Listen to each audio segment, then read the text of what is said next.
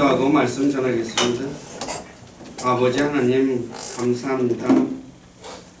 5월달 두 번째 주간을 시작하면서 첫째 날 우리를 죄에서 구원하신 참 주님을 찬양하고 예배할 수 있도록 믿음도 주시고 은혜도 주시고 환경도 허락해 주신 아버지께 감사를 드립니다.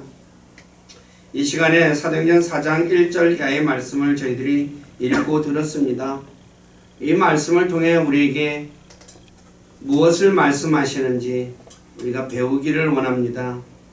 모든 것 다 내려놓고 말씀에 귀를 기울이게 도와주시고, 그래서 말씀을 통해서 우리가 바르게 알고 바르게 믿고 또 바르게 살아가는 우리 교회 모두가 되기를 원합니다.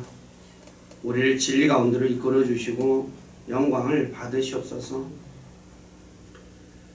여러 가지 사정이 있어서 이 자리에 참여하지 못하는 지체들 어디 있던 간에 주님의 은혜 가운데 머물게 하시고, 그리고 건강한 몸으로 함께 만나서 주님을 찬양하고 예배하는 삶 살아가도록 이끌어 주시고 영광을 받으시옵소서. 또 부족한 자 이곳에 세워서 하나님의 말씀을 전하게 하신 아버지께 감사를 드립니다. 인간의 생각이나 뜻을 전하지 않게 하시고 오직 살아계신 하나님의 말씀만을 신실하게 전해서 말씀을 듣는 우리 지체들을 말씀 위에 굳건하게 세워주는 저가 되기를 원합니다. 저의 생각과 입술을 붙잡아 주시고 주님의 선한 도구로 사용하셔서 주님만 홀로 영광을 받으시옵소서. 남은 시간을 주님께 의탁하며 우리 주 예수 그리스도의 이름 안에서 기도드립니다. 아멘. 자, 오늘 본문 말씀을 보면 사도들이 백성들에게 말하고 있을 때, 즉 사도행전 3장의 내용입니다. 제사장들과 성전의 대장과 사두개인들이 백성들에게 사도들이 가르친 것과 예수님을 통해 죽은 자의 부활이 있다는 것을 선포하자 근심했다라고 말하죠. 그런데 날이 어두워서 그들을 잡아가지고 가두었습니다. 그리고 그 이튿날 이제 5절 이하에 보면 치리자들과 장로들과 서기관과 대제사장 안나스와 가야바와 그다음에 등등의 사람들이 이제 모여가지고 이 사도들을, 제자들을 신문하는 내용이 그 밑부분에 기록되어 있습니다. 근데 오늘 이 사도행전 4장 1절에서 4절의 말씀을 통해 제사장들이 근심했다고 하는데, 이 제사장은 어떤 사람들인지, 또 왜 제사장들이 근심을 했는지, 그리고 자신들의 근심을 어떻게 해결했는지 이 부분을 관해서 살펴보고자 합니다. 왜 그러냐? 여기 내용이 교회사 내내, 즉 2000년 교회사 내내 이 같은 일들이 계속해서 반복되고 있기 때문입니다. 그래서 오늘 이 부분들을 한번 잘 살펴보겠습니다. 제사장들, 이들은 민수기 25장 11절 이하에 보면 레위 지파들 중 아론의 손자인 엘리아살의 아들 비느하스의 후손들입니다. 그 제사장은 아론 레위 지파 중에서 또 이 엘리아살, 그 다음에 비느하스 이 후손으로 이어지는 사람들만이 원래 제사장이 되게 되어 있습니다. 이 제사장은 백성을 대신하여 하나님께 희생 헌물을 드리는 사람들이며 성소에 들어가 분향을 하고 등잔에 불을 밝히고 보여주는 빵을 안식일마다 교체해주는 일을 하는 사람입니다. 그러니까 성소에서 진짜 모든 일을 하는 사람들이죠. 그리고 이 제사장은 율법을 가르치는 일을 하고, 제사장은 법을 다루는 자로서 판결의 흉패를 가슴에 붙이고 이스라엘 백성들을 재판하는 사람들입니다. 굉장한 사람들이죠. 그래서 제사장들은 백성들의 우두머리고, 이 제사장은 하나님의 사역자라고 이사야 61장 6절에 말씀하고 있습니다. 그런데 문제는 하나님의 일을 이렇게 하는, 진짜 하나님의 일을 전적으로 도맡아서 하는 이 사람들이 근데 어떤 일을 하게 되냐? 바로 그래서 이 일을 하기 위해서는 자신을 더럽혀서 욕되게 하면 안 됩니다. 여기서 더럽히다라는 단어가 프로페인이라는 단어를 쓰는데 이 말은 세속적이지 말라는 말입니다. 그러니까 제사장은 세속적인 사람이 되면 안 됩니다. 그리고 머리를 대머리로 만들어서도 안 되고 수염 끝을 깎아서도 안 됩니다. 그리고 창녀와 또 더럽혀진 여자와 결혼을 해서도 안 됩니다. 그리고 항상 자신을 거룩히 구별시켜야 합니다. 하나님 앞에서 하나님의 일을 하는 사람이기 때문에 이래야 됩니다.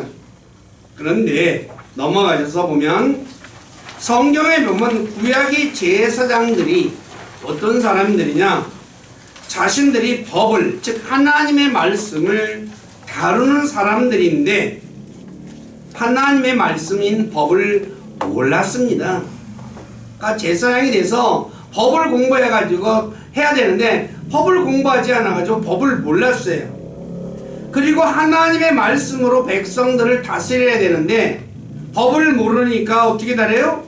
자기 방법대로 백성을 다스려요. 그러니까 자기 생각대로 다스리는 거예요. 그 다음에 탐욕에 빠졌어요. 그리고 거짓으로 행했고 신성을 더럽혔고 길에서 살인을 했어요. 그리고 제사장 바수올은 대언자 예레미야를 때렸습니다. 더 나아가 제사장들은 백성들과 대언자들, 여기서 대언자들은 거짓 대언자들입니다. 함께 이스라엘이 멸망한다고 말한, 즉 너희는 이렇게 살면 망할 거야 라고 하는 그 예레미야를 에게 협박합니다. 네가 반드시 죽을 것이다 하고 흔히 말한 대로 공갈 협박을 일삼는 사람들이었습니다. 이 구약의 제사장들은 백성의 지도자로서 올바른 역할을 하지 못하고 타락한 모습을 그대로 보여줘요. 이 제사장들이 예수님 전에도 타락했고 예수님 때도 타락했습니다. 예수님을 십자가에 못 박아 죽이기로 결의한 사람들이 누굽니까? 제사장들과 서기관들과 장로들이라고 성경은 말하고 있어요. 근데 본문의 제사장들 역시 예수님을 붙잡아 십자가에 못 박도록 주도적 역할을 한 사람들입니다. 근데 이제는 예수님의 제자들을 붙잡아 가두었다고 말씀하고 있죠. 사도행전 2장 4장에서. 자, 하나님을 섬기도록 부름받고 백성들을 다스리고 백성들에게 하나님의 말씀을 가르치는 제사장이 하나님이신 주 예수님을 십자가에 못 박아 죽이는 일을 주도하는 사람이 되었고 이제는 예수님의 제자들을 붙잡아 가두는 사람들이 되었습니다. 왜 이렇게 됐을까요? 한마디로 하나님의 말씀인 성경에 무지했기 때문입니다. 예레미야 2장 8절에 보면 이렇게 합니다. 제사장들은 이제 제사장인데 이 사람들이 주가 어디 계시냐? 하나님이 어디 계신지도 몰라요. 하지 아니하고 법을 다루는 자들은 나를 알지 못하며 법을 다루는 제사장이 주님을 알지 못해요. 그러면서 뭐예요? 주님에 대해서 얘기를 해요. 그 백성들을 또 다스려요. 그럼 어떻게 되겠어요? 엉망진창이 되겠죠. 하나님의 말씀에 무지하면 하나님이신 예수님을 십자가에 못 박도록 내주고 예수님이 제자들을 가두는 일을 하게 되듯이 오늘날 그리스도인들 역시 하나님의 말씀에 무지하면 예수님을 대적하는 일을 하게 된다는 것을 기억해야 합니다. 이거는 중세시대에도 그랬고 오늘날도 똑같이 대적하고 있다는 것. 근데 모른다는 거죠, 본인이 정작. 제사장들이 하나님 대적한다는 거 알았어요, 몰랐어요? 모르고 대적하는 거죠. 이 부분을 저와 여러분, 제가 우리 교회 식구들에게 왜 성경을 알아야 되고 성경을 모르면 어떤 일이 일어나는 거에 대해서 수도 없이 얘기 드리는 거예요. 성경을 모르면 내가 하나님을 올바로 섬길 수가 없어요. 하는 것마다 뭐래요? 하나님을 대적하는 일만 하게 된다. 자, 둘째, 왜 제사장들이 근심했을까요? 사도행전 1장 2절에 보면 1, 2절에 보면 제사장들과 성전의 대장과 서두개인들이 제자들이 백성들에게 가르친 것들과 예수님을 통해 죽은 자들로부터 부활이 있다는 것 때문에 근심했다라고 말해요. 왜 근심했어요? 두 가지죠. 하나는 자신들의 가르침이 잘못된 것이 드러날 것에 대한 염려. 다른 하나는 백성들이 자신들을 떠나 제자들을 따라갈 것에 대한 염려 때문입니다. 그러니까 내가 가르친 것이 뭐예요?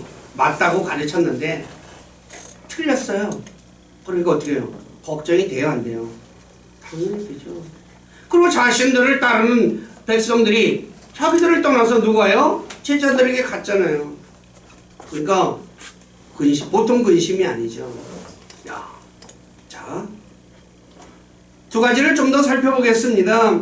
제사장들은 자신들의 가르침이 틀렸다는 것이 드러날 것에 대한 염려 때문에 근심했습니다.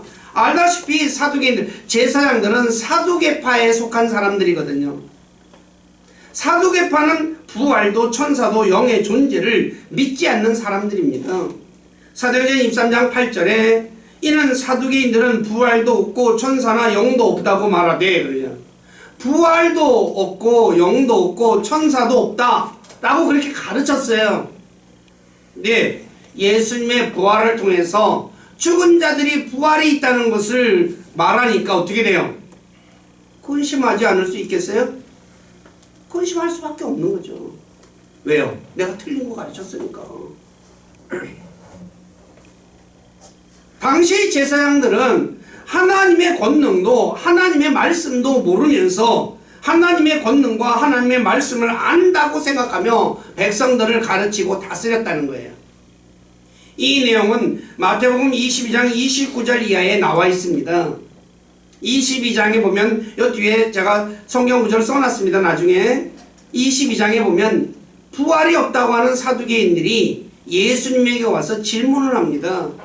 어떤 사람이 형제가 7이 있는데 첫째가 결혼했습니다.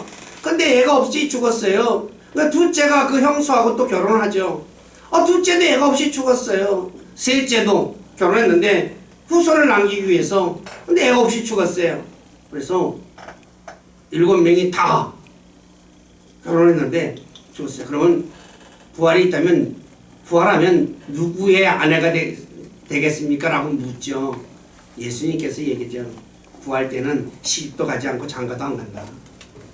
하나님은 죽은 자의 하나님이 아니라 산 자의 하나님이다 하면서 너희는 하나님도 모르고 하나님의 권능도 모른다 라고 말한 내용이 바로 마태복음 22장 29절의 내용이에요.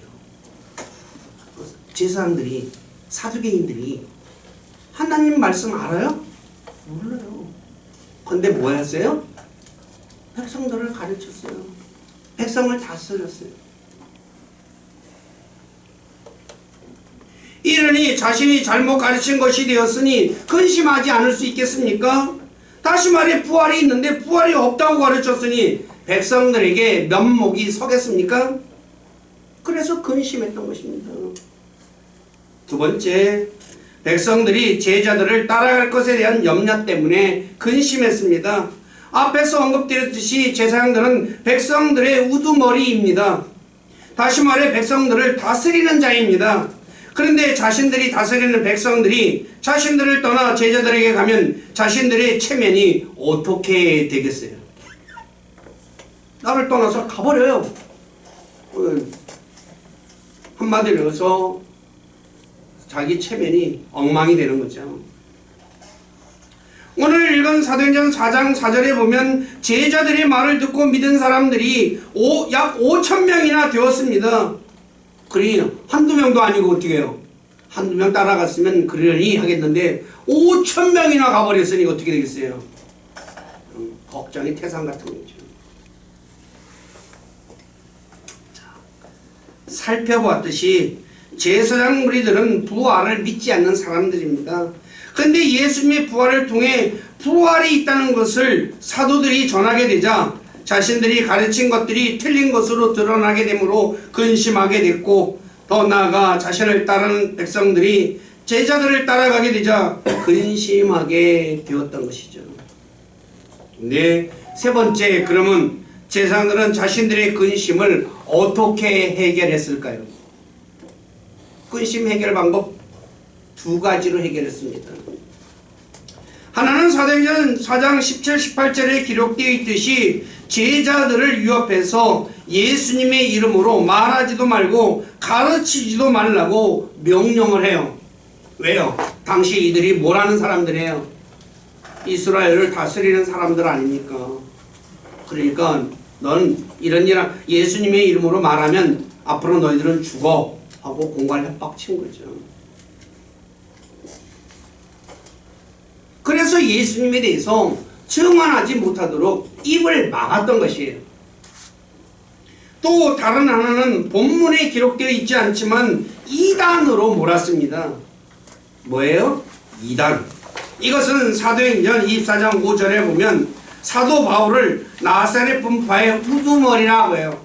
나사렛 분파의 우두머리. 그러면 사도행전 24장 14절에서 보면 바울을 이단으로 몰아버렸어요. 그래서 사도행전 24장 14절에 바울이 이렇게 합니다. 그러나 내가 이것을 가깝게 고백하오니 곧 나는 그들이 이단이라 하는 그 길을 따라 뭘로 몰아버렸어요? 이단으로 몰아버렸어요.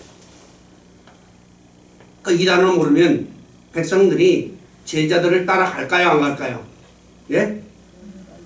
안 가죠. 내 이 일이 이때만 있었느냐? 아니오시다는 거예요. 중세시대 때에도 오늘날도 그대로 일어나고 있다는 거예요. 자, 중세시대에는 누가 행했을까요? 로마 가톨릭 교회가 있습니다. 가톨릭 교회는 자신들이 교회의 교황권을 인정하지 않는 신실한 그리스도인들을 이단으로 몰아 처형했습니다. 또 사도신경을 외우지 않고 세례를 인정하지 않고 침례를 주는 신실한 그리스도인들을 이단으로 몰아 처형했습니다. 그리고 오직 믿음으로만 구원을 받는다고 믿는 신실한 그리스도인들을 이단으로 몰아 처형했습니다. 이것 알고 싶으면 팍스의 순교사화를 읽어보십시오. 우리 교회에도 두 권이나 있었는데 요새는 있는지 없는지 모르겠어요. 이 내용이 아주 자세하게 기록되어 있습니다. 가톨릭 교회가 행한 끔찍한 일, 진짜 인간으로서는 하지 못할 일을 한 것을 기록해놨어요. 죽이는 방법을, 고문하는 방법.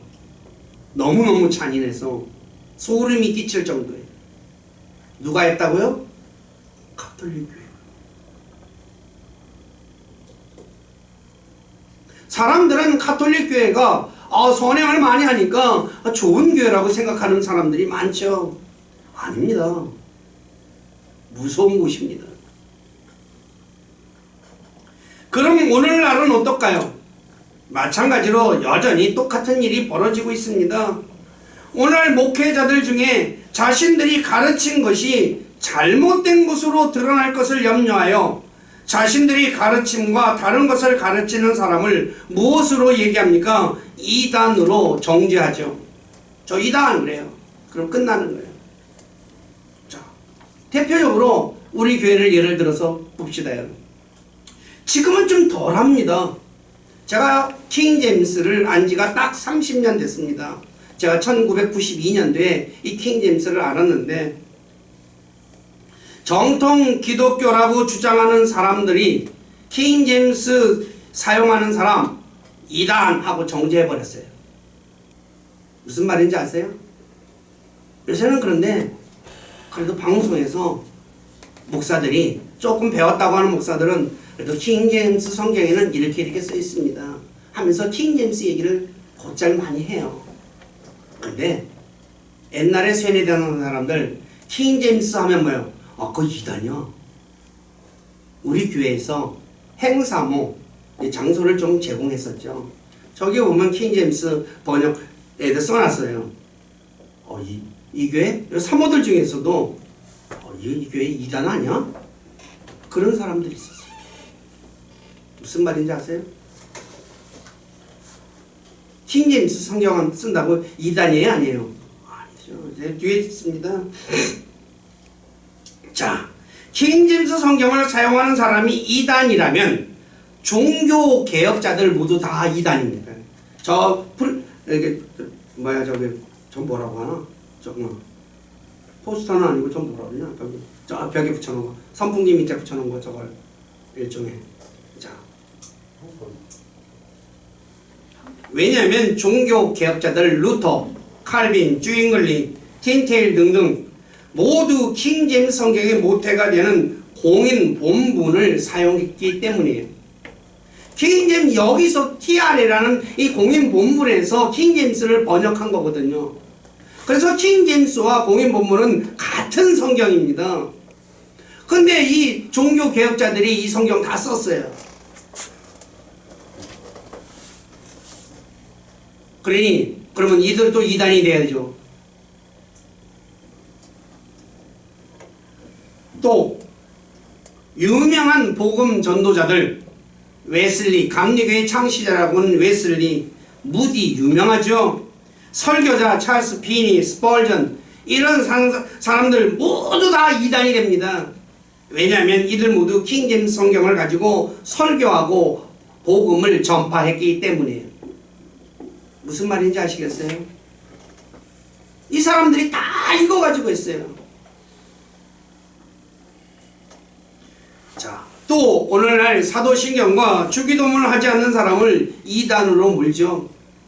그래서 옛날에 제가 날짜는 안 써놨는데 신문 광고 큰 우리나라의 유명한 목사님이 광고를 한 적이 있어요. 사도신경을 고백하는 교회는 이단이라고 말할 수 없다 라고 그렇게 아주 광고를 낸 적이 있어요. 이단의 기준이 사도신경을 인정하느냐 주기도문을 인정하느냐 안 하느냐로 구분했다는 거죠. 근데 성경 어디에도 사도신경을 우리가 고백해야 한다라고 말한 것이 없습니다. 여러분들이 성경을 읽어보지만 사도신경 고백해야 된다는 말이 있습니까? 없습니까? 없어요. 또 마태복음 6장 9에서 13절의 주기도문은 예수님께서 제자들에게 기도의 틀을 제시한 것이지 외우라고 말씀하신 적이 없어요. 더 나아가 주기도문에는 예수님의 십자가의 대속을 인정하지 않는 구절이 들어있죠. 그 내용이 뭡니까? 우리가 우리에게 죄 지은 자를 용서한 것 같이 우리의 죄를 용서해 주시며, 내가 어떤 사람이 나한테 죄를 졌어요. 근데 그 사람을 용서해 주지 않으면 어떻게 해요? 내 죄 용서 받아요, 못 받아요? 허구 많은 일은 죄 용서 못 받아요. 죄 용서 못 받으면 어디로 가요? 지옥으로 가죠. 근데 저와 여러분들 지옥 간다고 믿어요? 안 믿죠? 근데 왜 주기도문을 고백해요? 우리 교회 식구는 안 하니까 문제가 없어요.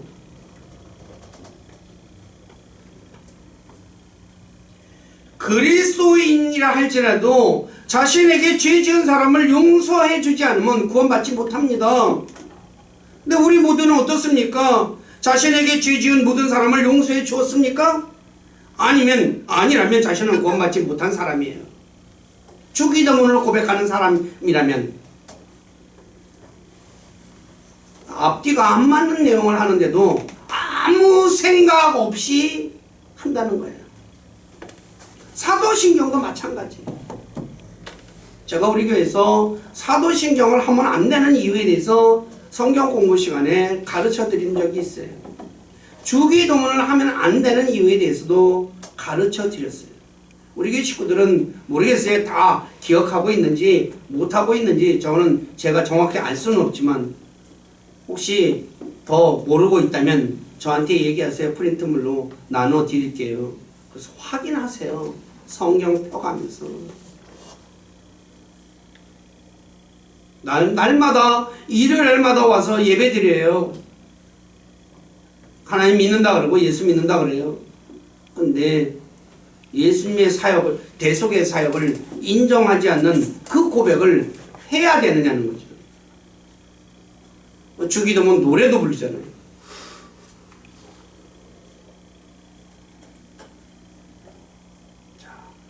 그리스도인들이 죄 지은 사람을 용서해 주지 않아도 구원 받아요.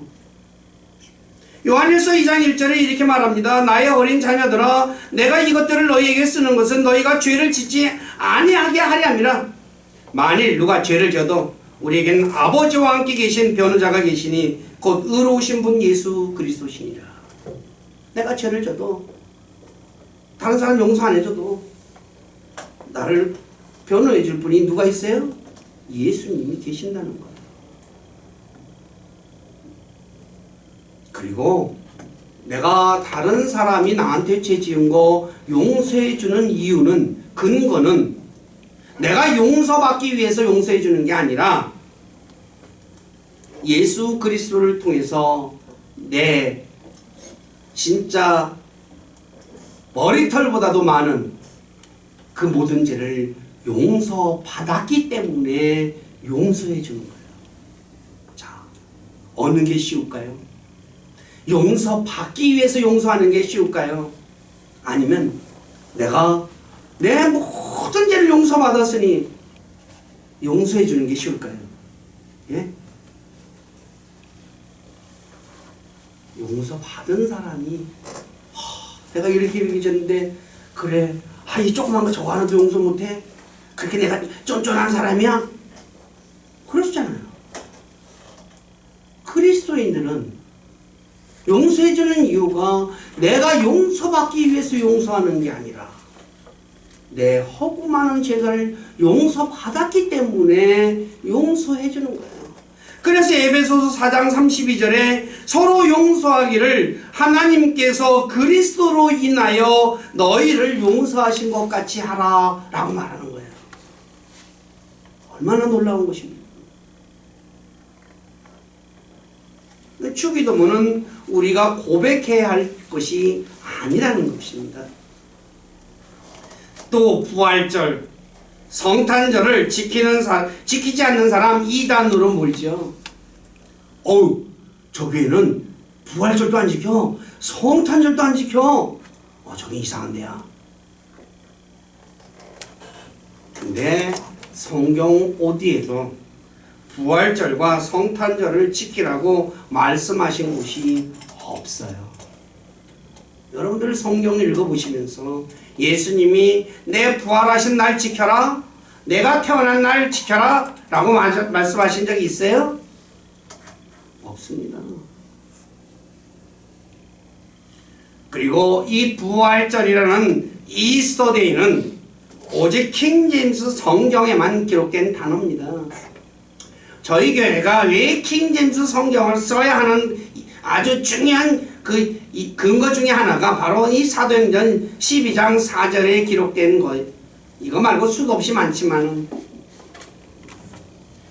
사도행전 12장 3, 4절에 보면 이게 이스터라는 단어가 기록되어 있는데 킹제임스 성경 이외의 모든 성경은 6월절, 영어로는 패스오버라고 기록되어 있어요. 그러니까 킹제임스 성경과 킹제임스 이외의 성경과 비교할 수 있는 거죠. 어느 것이 맞느냐 틀리냐. 자, 개혁성경 NIV라든가 모든 성경들은 6월절로 되어 있습니다.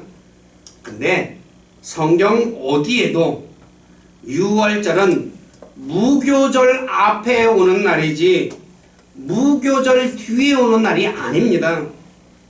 이것은 출애굽기 12장을 읽어보면 알 수 있습니다. 12장 한 장만 읽어보면 압니다.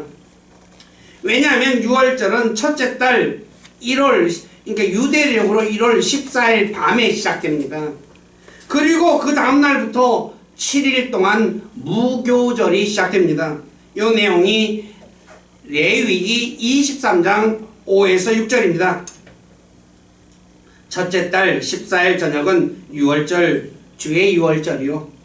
같은 달 15일은 주를 위한 무교절이니 너희는 반드시 일일 동안 누룩 없는 빵을 먹을 것이오.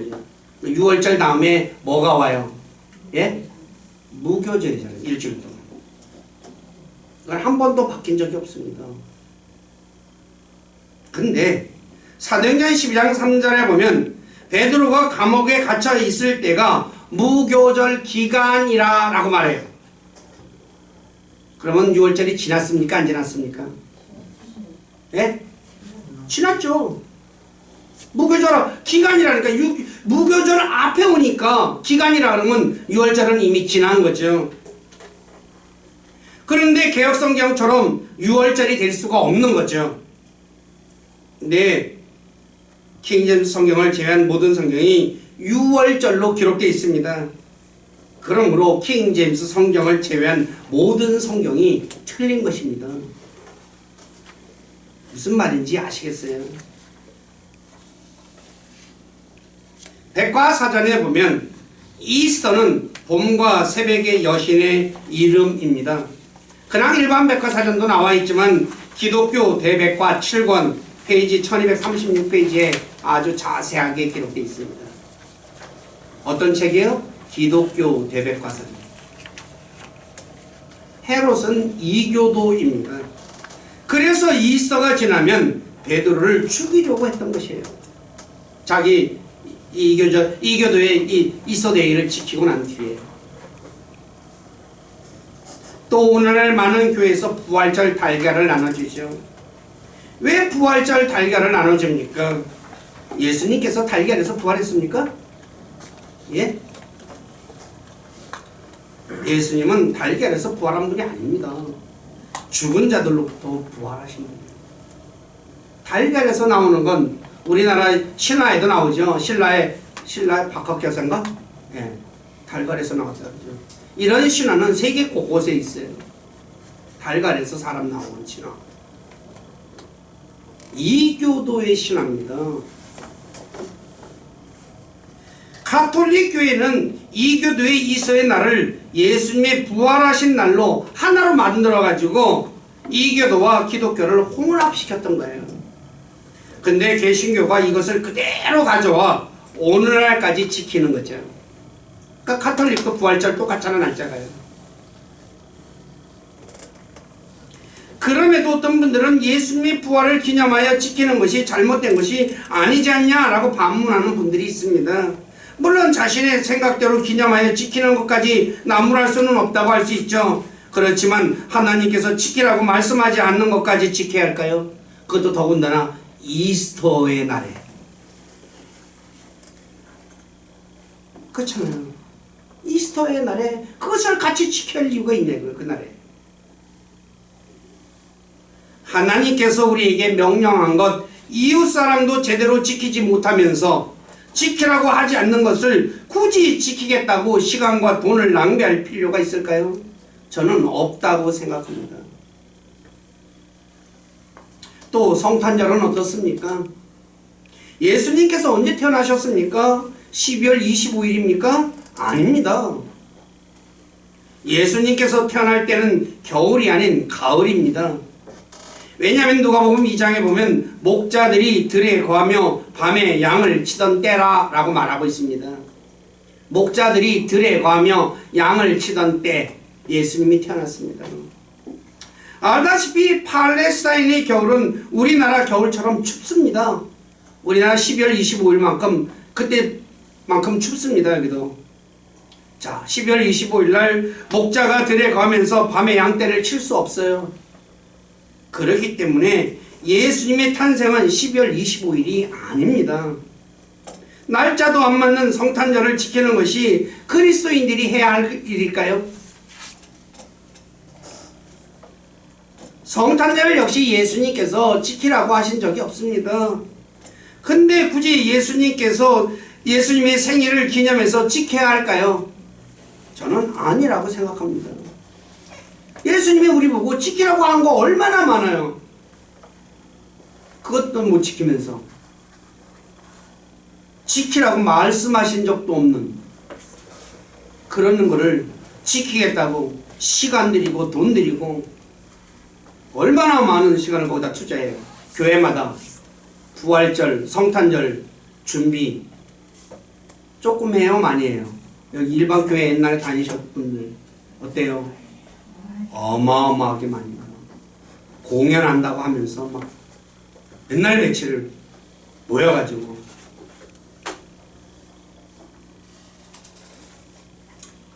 살펴봤듯이 사도신경과 주기도문과 부활절과 성탄절을 안 지킨다고 이단으로 몰아 정죄하는 것이 말이 됩니까?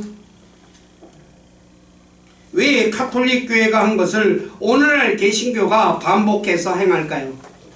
두 가지로 설명할 수 있는데, 첫째, 성경에 비추어 확인하지 않았기 때문입니다. 하나님의 말씀에 비춰봐야 되는데 하나님 말씀에 비춰보지 않아요. 둘째, 역사를 통해 배우지 않고 단지 자신들의 목회자들이 하는 말만 듣고 믿기 때문이래요.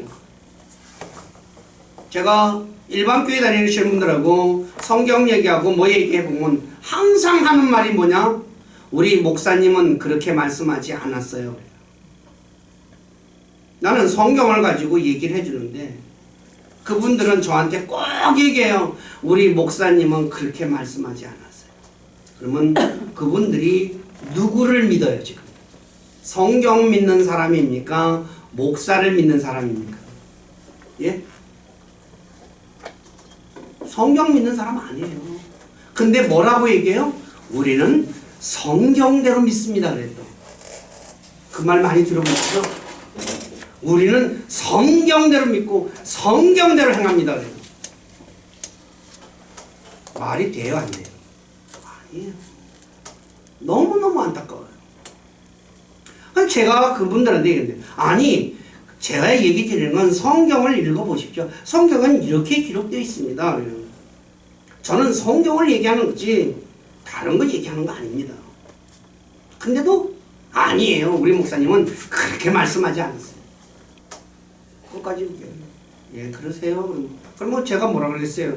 예 그렇게 하세요 하고 말죠. 굳이 언쟁을 높일 필요가 없잖아요.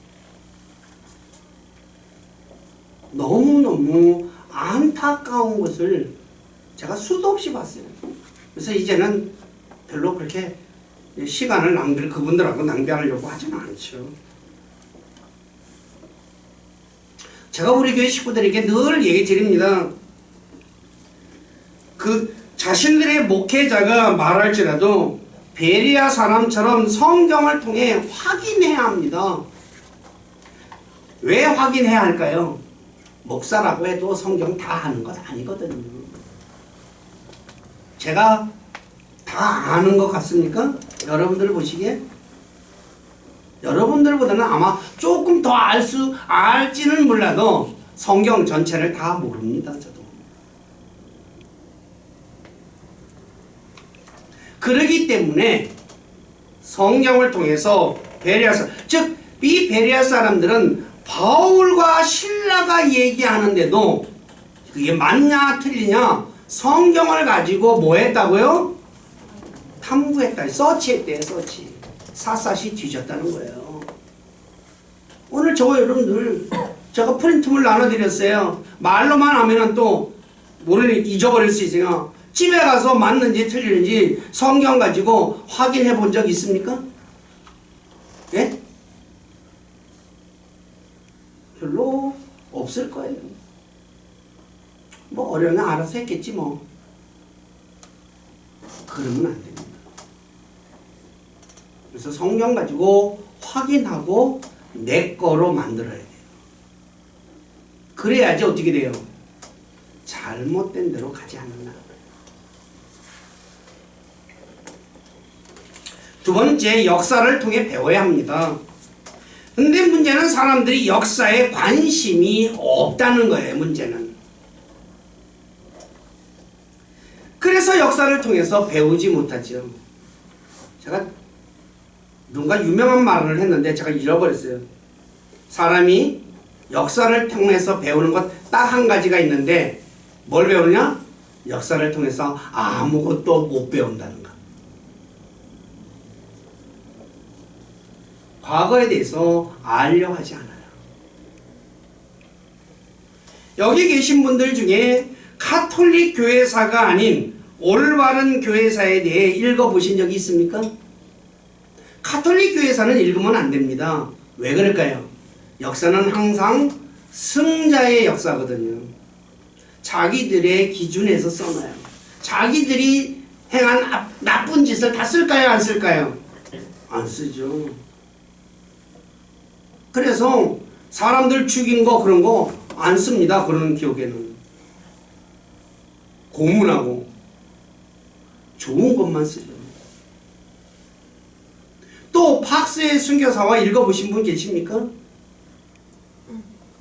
아이 뭐 사람 때리고 죽이고 하는 거 그런 걸 뭐 알아봐. 그런 분들이 있어요. 또 징그럽다고 끔찍하다고. 어휴 이렇게 끔찍해. 네, 끔찍해도 읽어야 됩니다. 왜요? 그걸 봐야지 우리가 현재를 내가 올바로 살 수 있고 앞으로도 우리가 올바로 살 수 있기 때문이에요. 신앙생활을 바르게 해나가기 위해서 우리는 그런 책을 읽어야 한다는 것입니다. 우리 교회 식구들 꼭 읽어보시기 바랍니다. 진짜. 핸드폰 한 이틀만 안 보면 읽을 수 있습니다. 어려운 것도 아닙니다. 아침에 핸드폰 눈 뜨자마자 핸드폰 보잖아요. 잘 때까지도 이불 속에 들어서도 핸드폰 쳐다보죠. 그런 마음으로 책 읽으면 어떻게 돼요? 예? 근데 죄송해요. 용서하셔요. 핸드폰 쳐다보는데 그 속에 중요한 진짜 생명과 관련되고 내 삶의 중요한 문제와 관련된 그런 핸드폰 내용 몇 개나 될까요? 별로 없어요. 저도 지하철 타면은 저는 핸드폰을 못 봐요. 눈이 아파서. 그래서 눈 감고 있거든요. 눈 뜨고랑 딴 거는 원산이나 쳐다보고. 근데 옆에 보면 이렇게 보면요. 다 내가 보면 진짜 별도 쓸모없는 것들. 얼추덜추 보면. 물론 중요한 거 보는 분도 있겠죠. 네. 보편적으로 여기 계신 분들 제 말이 틀렸어요? 예? 맞죠? 아마도 맞을 거예요. 진짜 시간을 거기다가 투자 좀 해보세요. 부탁드리는 거예요. 제가 여러분들에게 강요한다고 해서 제 말을 들을는지 안 들을는지 그것까지는 제가 뭐라 할 수는 없지만은 진짜 중요한 거예요. 그래서 우리가 올바로 살아갈 수 있다는 거죠. 자, 마지막으로 그리스도인들은 내가 틀린 것이 드러나면 어떻게 해야 하나요? 이게 제일 중요한 거죠. 자신이 가르친 것이 틀렸으면 인정하고 고치면 됩니다. 어려워요? 쉬워요? 네? 인정하면 고치면 돼요. 근데 자, 성경을 통달하는 사람은 없습니다. 진짜예요. 이 지구상에 한 명도 없어요. 저도 유명하신 분들 책 읽어보고 공부하거든요. 책 읽어보고. 근데 꼭 틀린 게 하나씩 나와요. 제 눈에. 제 눈에는 틀리다고 해가지고 그럼 제가 그분들보다 낫냐? 그거는 아니에요. 이상하다 하면서 성경하고 이렇게 성경을 펴서 확인해 보면 아, 요 부분은 좀 틀리게 얘기했네 하고 그렇게 나오는 것뿐이에요. 그렇기에 잘못 알고 있는 것이 있을 수 있어요. 그런데 잘못 알고 있는 거 발견되면 바로 고치면 됩니다. 이것이 하나님 앞에 올바른 자세입니다. 나를 인정하는 거죠. 근데 본문의 사두개인 무리에 속한 제사장들은 예수님께서 부활이 있다는 것을 가르쳐 주셨는데도 불구하고 고치지 않았어요. 아까 얘기 드렸죠. 오히려 예수님을 십자가에 못 박아 제거했죠. 마태복음 22장 23절에서 33절입니다. 제가 읽어드릴게요. 바로 그날에 부활이 없다고 말하는 사두개인들이, 자, 부활을 안 믿어요. 그분께 와서 그분께 물어 이르되 선생님이여, 모세는 이르기를 어떤 사람이 아이 없이 죽으면 그의 동생이 그의 아내와 결혼하여 자기 형에게 씨를 일으킬지어다 하였나이다. 이제 우리에게 7 형제가 있었는데 첫째가 장가들었다 죽어 자식이 없으므로 자기 아내를 자기 동생에게 남겼고, 둘째, 셋째도 마찬가지였으며 7째까지 그렇게 하다가 맨 마지막에도 이제는 그 여자도 죽었나이다. 그런즉 그들이 다 그녀를 취하였으니 부활 때에는 그녀가 그 7사람 중에 누구의 아내가 되리이까? 아까 얘기 드린 내용이에요. 예수님께서 그들에게 대답하여 이르시되 너희가 성경 기록도 알지 못하고 성경도 모르고 하나님의 권능도 알지 못함으로 잘못하느니라. 부활 때에는 그들이 장가가지도 시집가지도 아니하며 하늘에 있는 하나님의 천사들과 같으리라. 그러나 죽은 자들이 부활에 관하여는 하나님께서 너희에게 말씀하신 것을 너희가 읽어보지 못했나? 읽지 못했느냐? 이르시되 나는 아브라함의 하나님이요 이삭의 하나님이요 야곱의 하나님이라 하셨으니 하나님은 죽은 자의 하나님이 아니라 산 자의 하나님이시니라 하시매 무리가 이 말씀을 듣고 그분의 교리에 깜짝 놀라더라. 가르쳐 줬어요. 근데 고쳤어요? 안 고쳤어요? 안 고쳐.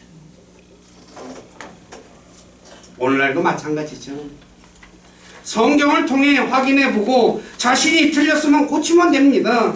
그런데 어떤 사람들은 자존심 때문인지 자신이 틀린 것을 알면서도 끝까지 고집하는 사람들이 있습니다. 끝까지 고집해. 안 고쳐요. 우리 교회는 그런 분들이 한 분도 없기를 바랍니다. 둘째, 자신을 떠나 다른 사람에게 갈 때 섭섭하지만 보내드리면 됩니다. 제사장들이 자기 문에 떠났잖아요. 보내드리면 돼요.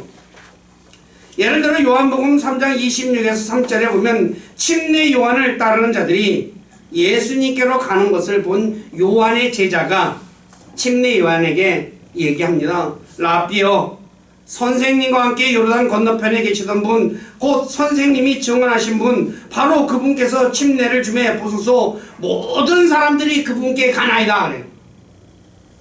그래요. 사람들이 누구를 따라가야 돼요? 요한의 제자들은 사람들이 요한에게 와야 되는데 예수님에게 싹 가버려요. 그러니까 어떻게 해요? 그 얘기를 이제 요한에게 얘기하는 거죠. 이 요한이 하는 유명한 말을 보십시오. 하늘에서 주지 아니하시면 사람이 아무것도 받을 수 없느니라. 너희 자신이 나에 대하여 증언하되 곧 내가 이르기를 나는 그리스도가 아니요 그분 앞에 보내어진 자라 한 것을 증언하였느니라. 신부를 얻는 자는 신랑이나 서서 그의 말을 듣는 신랑의 친구가 신랑의 음성으로 인하여 크게 기뻐하나니 그런즉 나의 이 기쁨이 성취되었느니라. 그분은 반드시 흥하여야 하되 나는 반드시 쇠하여야 하리라. 어마어마한 말을 하는 거죠. 그죠? 저와 여러분들 같으면 어떻겠어요? 저와 여러분들이 요한이라면 이 말 하기가 쉬울까요? 어려울까요? 무지하게 어렵죠. 그렇잖아요. 네. 목회를 하다 보면 여러 가지, 우리 교회도 마찬가지죠. 교회를 떠나는 사람들이 있죠. 우리 교회도 왔다가 많은 분들이 갔어요. 네. 떠나는 사람들 중에 더 나은 교회로 가는 사람이 있는가 하면 더 못한 교회로 가는 사람들도 있죠. 근데 갈 때 안녕히 가세요. 그래. 제가 우리 교회 식구들 자랑 아닌 자랑이에요. 이건 한 가지 할게요. 제가 떠난 사람들에 대해서 비난한 적 없어요. 가서 그분들 가신 거에 대해서 뒷담화 얘기한 적도 별로 거의 없어요. 그냥 가실 때 예, 가세요. 가서 거기서 가서 신앙생활 잘 하세요. 그 이상 안 해요. 왜? 그분들이 더 나았다고 해서 더 자기 보기에 좋다고 해서 가시니까 제가 어떻게 얘기하겠어요. 근데 문제는 더 나은 교회로 가는 사람은 잘하는 것이죠. 그쵸? 잘하는 거죠. 근데 더 못한 교회로 가는 사람은 지도자가 죽거나 망하면 나중에 흩어지게 되어 있어요. 이 내용은 사도행전 5장 35, 37절에 기록되어 있습니다. 사도행전 5장 이 내용은 이제 이 제자들을 신문하는 부분에서 가말리엘이라는 율법학자가 한 내용입니다. 그 한 내용이 이전에 드다가 일어나 스스로 대단한 사람인 것 같이 자랑하니 400명쯤 되는 사람들이 그에게 연합하였으나 그가 죽임을 당하며 그에게 순종하는 자들이 다 흩어져 없어져 버렸고 이 사람 뒤에도 조수에 등록할 때에 갈릴리 유다가 일어나 많은 백성을 빼내어 자기를 따르게 하였으나 그도 망하며 그에게 순종하는 자들이 다 흩어졌느니라 라고 얘기하죠. 지도자가 죽거나 망하면 어떻게 흩어져요. 예를 들어서 옛날에 92년도에 이장님 종말 사건이 있었잖아요. 망하니까 어떻게 돼요? 다 흩어졌어요. 근데 그 추종하는 사람, 골수 추종자들은 아직도 있다고 하더라고요. 우리가 흔히 이단이라고 하는 사람들, 지도자, 문선명이도 죽고 나니까 어때요? 굉장히 많이 세해졌죠. 지도자가 죽으면 다 세해지게 돼 있어요. 그런 데는. 같이 그러니까 망하는 대로 들어가는 거죠.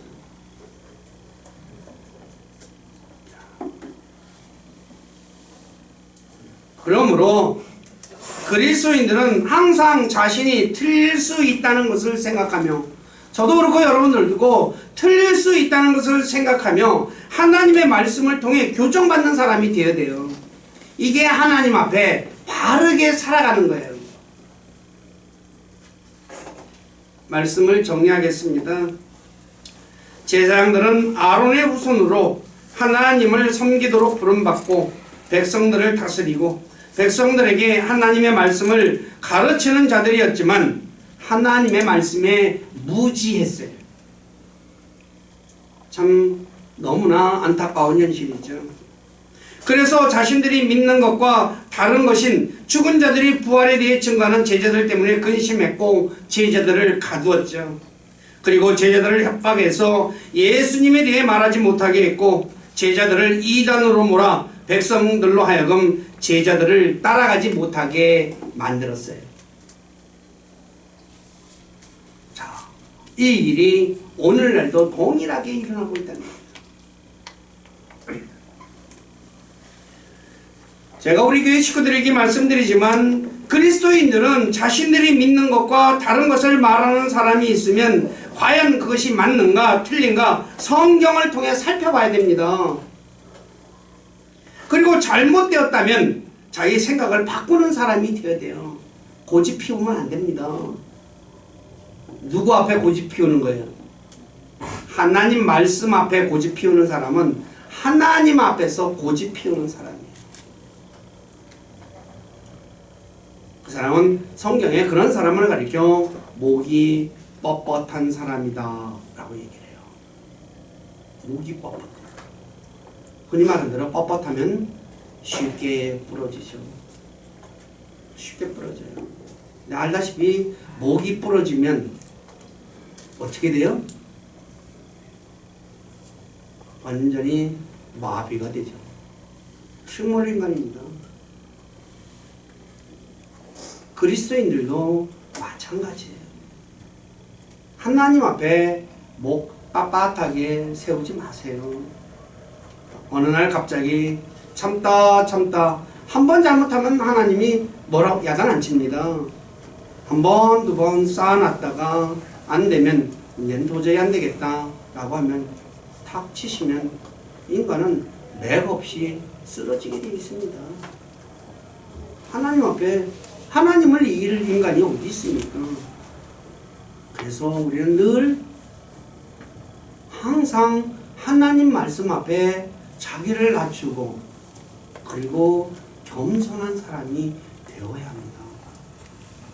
이게 하나님의 은혜를 받는 방법이고 하나님으로부터 오는 놀라운 축복을 받는 방법입니다.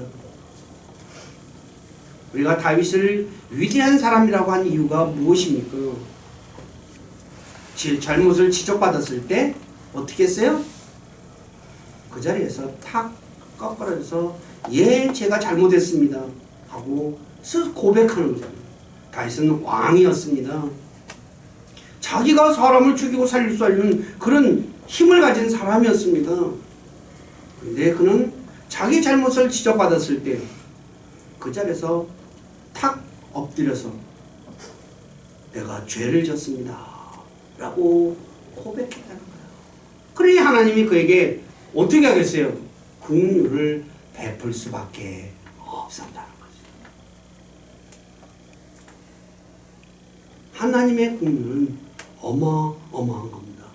성경은 긍휼은 심판을 이긴다고 야고보서에 말씀하고 있어요. 심판을 이기는 게 긍휼입니다. 근데 그 긍휼이 누구에게 주어지나? 말씀 앞에 엎드리는 사람에게. 그래서 우리 교회 식구들 하나님 말씀 가까이 하며 하나님 말씀 누가 뭘 하게 하더라도 말씀에 항상 비춰보고 그리고 분별해서 말씀 앞에서 내가 틀렸다면 자기를 낮추고 그 말씀에 순종하는 분들이 되시기를 주님의 이름으로 부탁드립니다. 기도하겠습니다. 아버지 하나님, 부족한 자가 오늘 사도행전 4장 1절에서 4절의 말씀을 통해 제사장들의 근심에 대해서 말씀을 전했습니다. 제사장들은 백성들의 우두머리이며 하나님의 말씀으로 판결을 하는 사람이고 또 성소에서 백성을 대신하여 하나님께 희생물을 드리는 사람인데 이들은 하나님의 말씀에 무지했습니다. 특히 이 제사장은 사두개파에 속한 사람들로서 부활과 천사와 영의 존재를 믿지 않는 사람들이었습니다. 그런데 사도들이 예수님의 부활을 통해 죽은 자의 부활을 증거하자 자신들이 잘못 가르친 것이 드러날 것에 대한 염려와 또한 자신들을 따르는 백성들이 자신들을 떠나서 제자들을 따라갈 것에 대한 염려 때문에 근심했다고 말하고 있습니다. 그래서 근심을 해결하는 방법은 하나님 앞에 자기 생각을 고치는 것이 아니라 사도들을 협박해서 예수님에 대해서 증언하지 못하게 하고 사도들의 무리를 나사렛 분파라고 이단 종파라고 이단으로 누명을 씌워서 백성들로 하여금 따라가지 못하게 만들었습니다. 이러한 일은 중세시대의 가톨릭 교회에서 행했고 또 오늘날도 역시 행해지고 있는 일들임에 대해서 말씀을 전했습니다. 우리 사랑하는 지체들, 누가 무슨 말을 하든 그 말이 하나님의 말씀에 비춰보고 그것이 맞다면 우리가 그 말씀에 순종할 수 있는 우리가 되게 도와주시옵소서. 하나님 말씀 앞에 거역하는 제사장들과 사두개인들과 같은 어리석은 사람 한 사람도 없도록 우리를 진리 가운데로 이끌어 주시고 진리 안에서 살아갈 수 있도록 도와주시고 그래서 진리를 위해서 진짜 살아서 주님을 영화롭게 해드리는 우리에게 모두가 되도록 만들어 주시고 영광을 받으시옵소서. 저희들의 삶을 주님께 의탁하며 우리 주 예수 그리스도 이름 안에서 기도드립니다. 아멘.